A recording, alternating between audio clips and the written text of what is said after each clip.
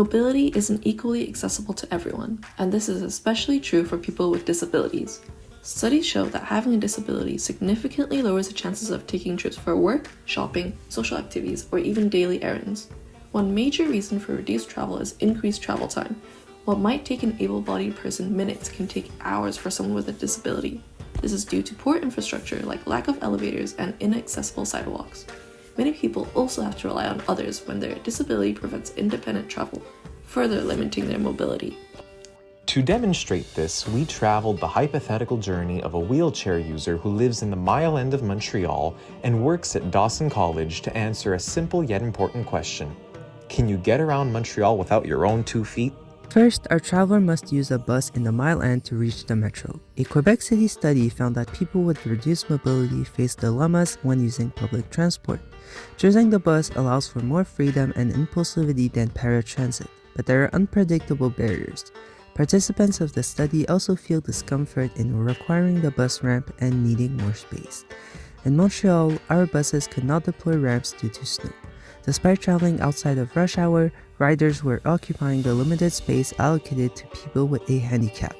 The streets can be blocked by snow or objects, and there might be cracks and bumps in the sidewalk.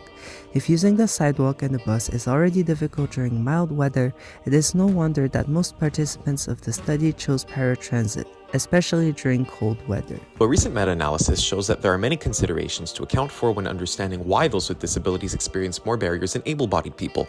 Overall, this 2025 study found that the biggest inhibitors to active transportation for disabled people are shown to be personal and environmental factors, such as general difficulty in navigating their surroundings and a lack of accessible infrastructure, respectively.